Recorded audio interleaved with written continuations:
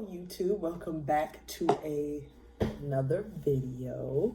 So those of you that are new here, I usually do spiritually related videos. If that's something that you're interested in, please hit the subscribe button down below.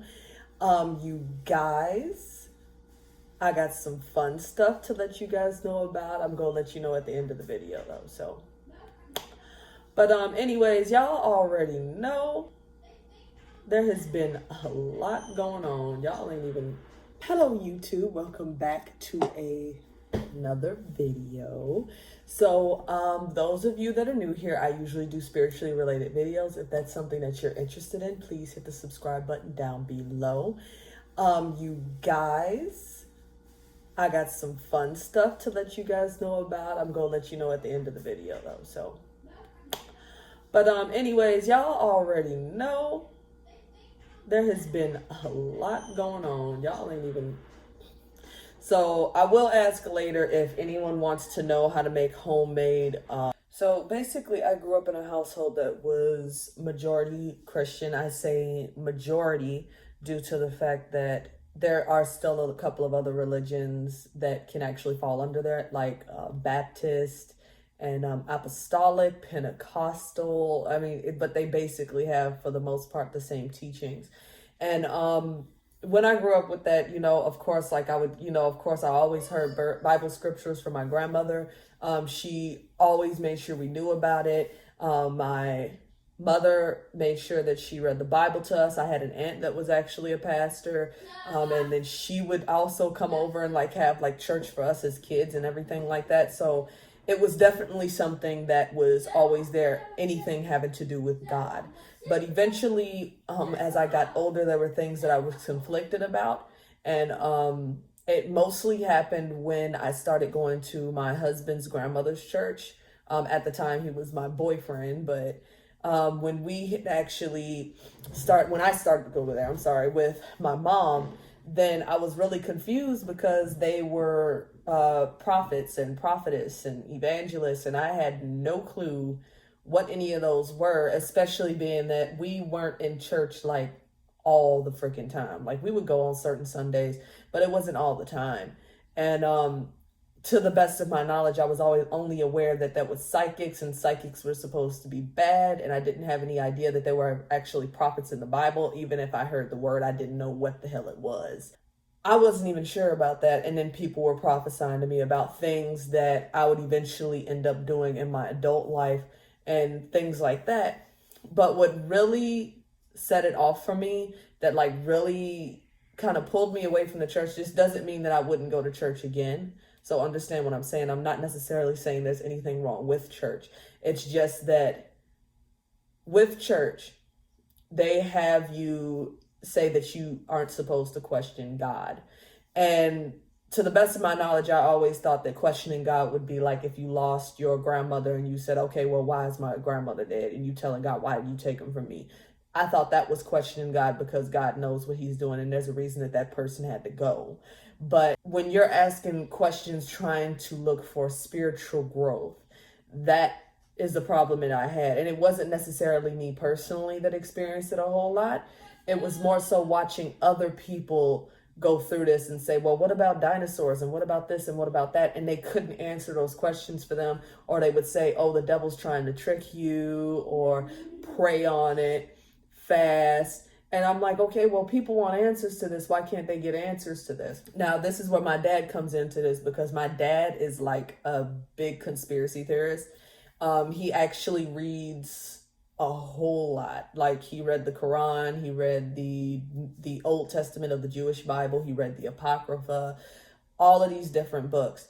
And he was giving me a lot of understanding out of this. He makes sure I watch all these different YouTube videos whenever I go to visit his house. So it was a lot of different stuff that was always having my gears turning. So after speaking with him, I ended up looking into the book of Enoch, which you can actually find it online. But I did end up buying the Lost Books of Eden that had a couple of other books that were taken out of the King James Version. And this focused more so on what happened as soon as Adam and Eve got kicked out of the garden, which was so interesting because it was Adam had killed himself 3 different times and all this different stuff. It was just such a good read. And when I started looking at this different stuff, I started to get a little bit angry because I'm like, okay, first of all, there's so many things that's been taken out of the Bible by man because they were trying to shield us from something and trying to keep control of us, you know?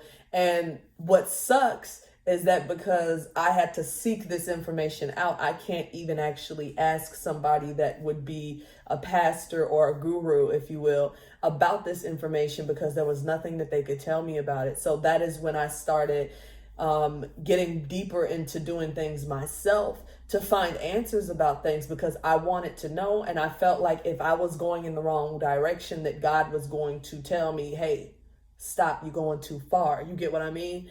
So around this time was the same time that I was looking to do a different hairdo. This sounds really goofy, but just follow me here. I had been cutting my hair for like the past few years, and then I was like, man, I don't know what the hell else to do with my hair.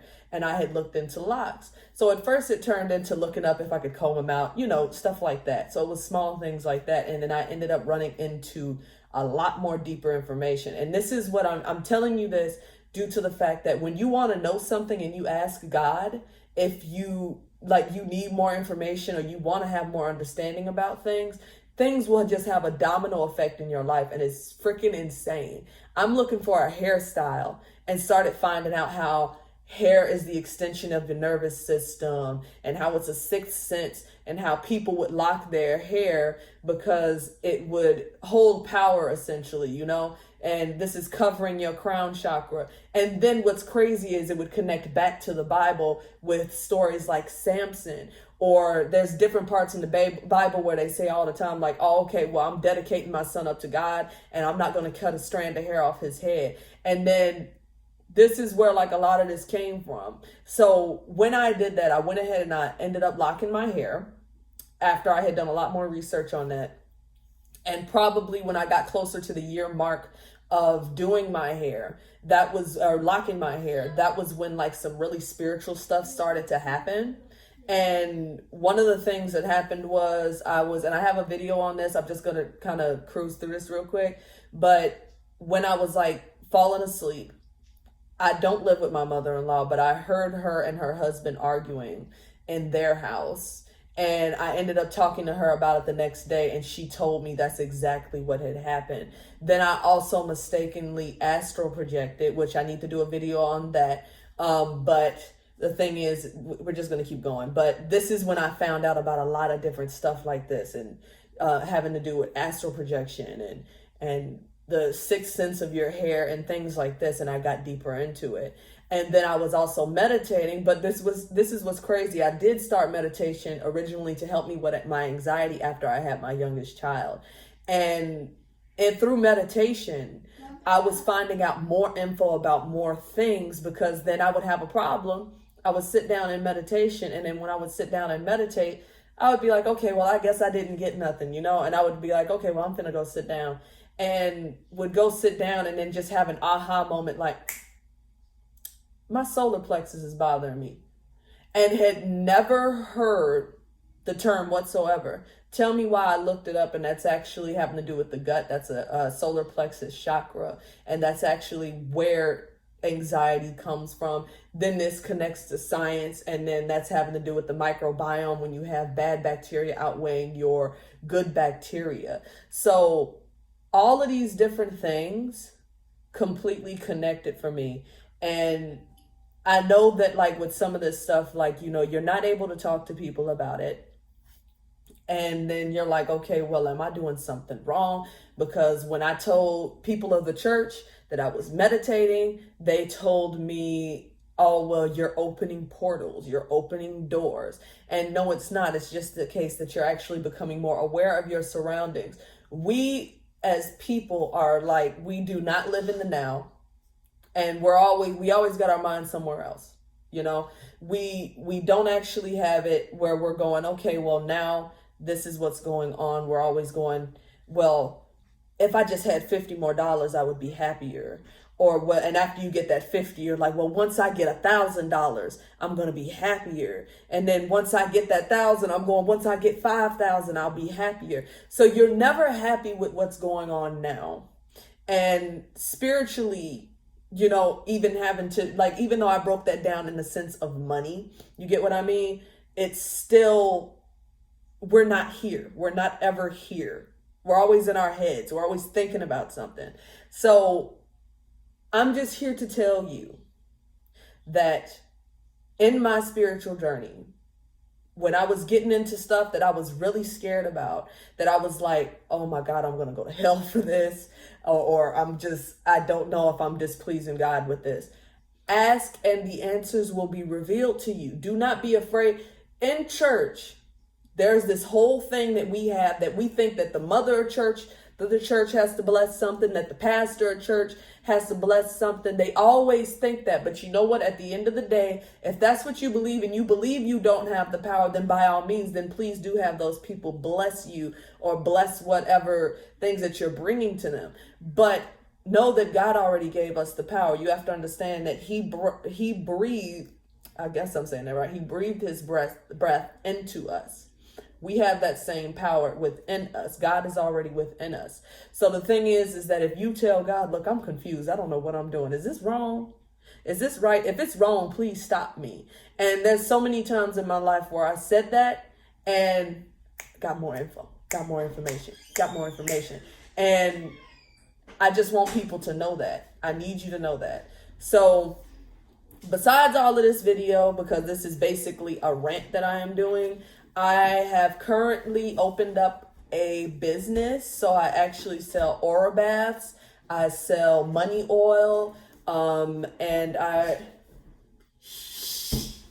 also am doing tarot readings currently, mostly by email, but I have been seeing that a lot more people want to do tarot readings over the phone. So I do tarot readings on the weekend. So then that way I cannot be disturbed whenever I'm doing your reading.